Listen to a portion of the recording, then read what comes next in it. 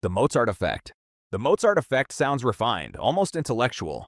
The idea is simple. Listen to Mozart and your intelligence rises. No studying, no training, just better background music and a quiet cognitive upgrade. It feels elegant. It promises elevation without effort.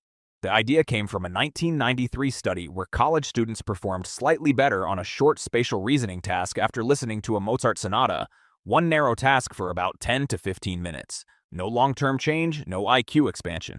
What likely happened wasn't genius transfer. It was arousal modulation. Music can increase alertness and synchronize attention networks, temporarily nudging the brain into a more optimal activation range.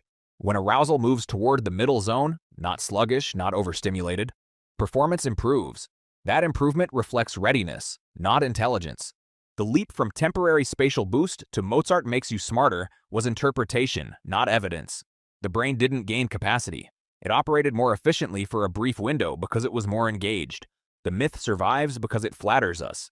It suggests intelligence can be absorbed passively, but cognitive ability doesn't expand through background sound. It expands through repeated challenge and adaptation.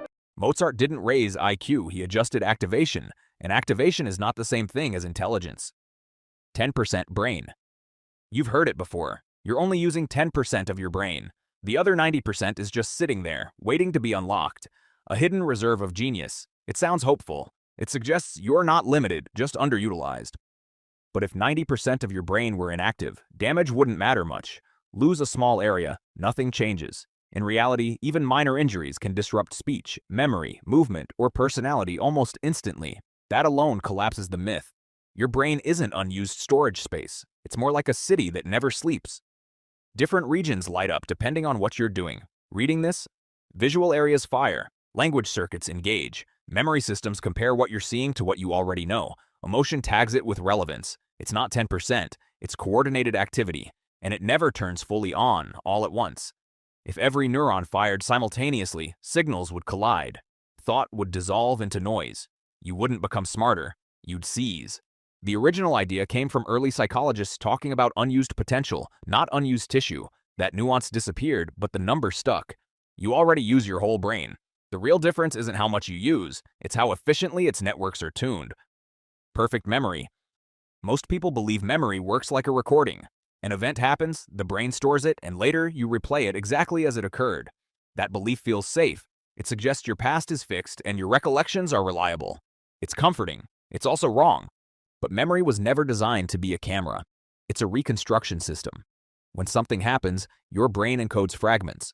Sensory details, emotional tone, context, and meaning. Those fragments are stored across different neural networks. When you remember, your brain reassembles those pieces in real time. Reassembly is not playback. It's rebuilding. Each time you recall an event, the memory becomes temporarily unstable. Neuroscientists call this reconsolidation. During that window, details can shift before the memory is stored again. Emotion changes emphasis. Context fills gaps. Repetition strengthens familiarity, not accuracy. Confidence increases because the reconstruction becomes smoother, not because it becomes more precise. Forgetting isn't failure either. It's filtration. A brain that stored every detail perfectly would be overwhelmed by noise. Memory compresses information so you can function efficiently, but compression always introduces distortion. Your brain doesn't preserve exact history, it preserves a usable narrative. And the more certain you feel about a memory, the more likely it has been edited by every time you revisited it. Left brain versus right brain. At some point, you were probably labeled logical or creative, analytical or artistic, left-brained or right-brained. The idea feels scientific. It gives personality a wiring diagram. It also gives struggle an excuse. But the truth is less convenient. Yes, certain functions show lateralization. Language processing often leans left. Spatial awareness and aspects of tone lean right. But that does not mean one half runs your identity. It means tasks distribute across networks. The hemispheres are connected by a thick bundle of fibers called the corpus callosum, moving information between sides constantly. Every time you speak, solve a problem, imagine something, or make a decision, both hemispheres coordinate. Even creativity isn't right brain. It requires planning, inhibition, memory retrieval, and pattern integration, all cross-hemisphere processes. The myth survives because it simplifies complexity. If math feels hard, you blame wiring. If drawing feels awkward, you say that's not your side. It quietly turns skill into destiny. But performance depends far more on network integration than dominance. When communication between systems is efficient, thinking feels fluid. When stress, fatigue, or overload disrupt coordination, everything slows. Not just logic or creativity. Your brain isn't divided into types, it's integrated by design, and identity is not determined by hemisphere preference. The happy brain.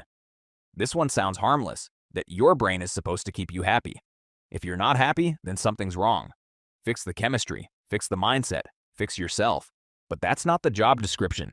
Your brain is built for survival first. Scan for threat, avoid mistakes, repeat what worked. Negative information carries more weight because historically it mattered more. Miss one danger and you're done. Miss one compliment and nothing happens. That's negative bias. It's not pessimism, it's prioritization.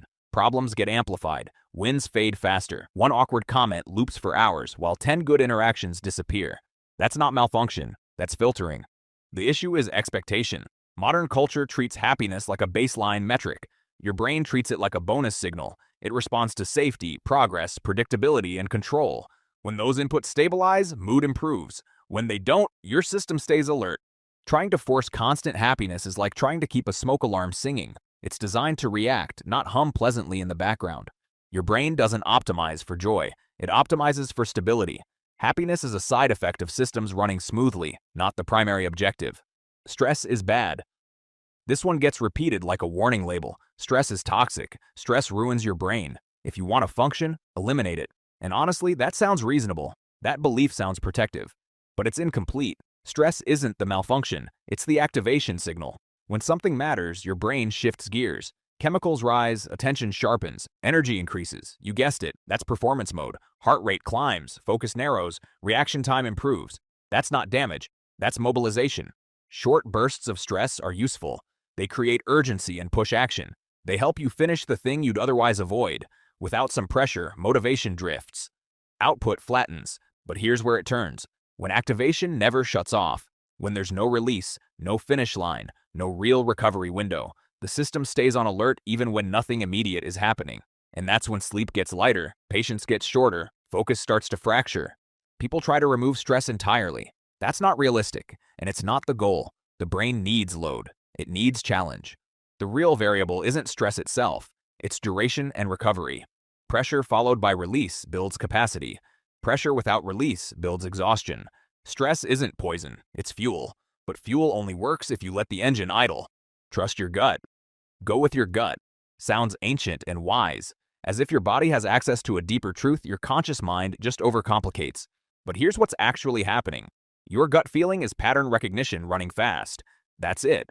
Past experiences, learned associations, emotional memory. Compressed into a quick signal. No analysis, no breakdown, just a reaction that feels certain. In familiar environments, that shortcut works. Experienced firefighter senses danger before seeing flames. Veteran driver anticipates a bad merge before it happens. Repetition builds accurate instinct. But change the environment and the shortcut degrades. New city, new industry, new relationship dynamic. Your gut is now guessing using outdated data, and it still feels confident. Fast decisions feel good because they remove uncertainty. Doubt is uncomfortable. Deliberation burns energy. A strong emotional signal creates relief, even if it's wrong. Gut instinct isn't mystical, it's compressed experience. Useful when your internal model matches reality. Risky when it doesn't. Speed and accuracy are not the same variable.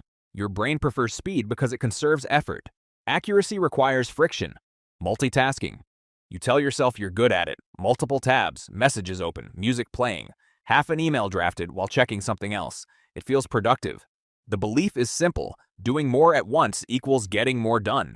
If you can juggle tasks quickly enough, nothing drops. Your brain doesn't juggle. It switches. Every time you change tasks, your brain has to unload one set of rules and reload another. That reload takes energy. It takes time. You don't notice the cost because the switch feels smooth. But performance drops with every jump. Errors increase. Retention weakens. Completion slows. Switching also creates stimulation. New input. New problem. New hit of novelty. That tiny spike feels like progress even when most of your effort is spent regaining context you just abandoned. The harder the task, the worse multitasking performs. Deep work requires sustained circuitry. Interrupted enough times and the brain adapts. Focus becomes fragile. Attention shortens. Distraction feels normal. Multitasking isn't a skill, it's a stress response. When one thing feels heavy, the brain seeks movement. Motion feels safer than stillness. Busy doesn't mean effective. It often means scattered. Most brain myths survive because they sound clean and easy. The real mechanisms are messier, but they're also more powerful once you understand them. In the next video, we're breaking down the scientifically proven ways to actually change how you think, focus, and perform. No myths, just mechanics.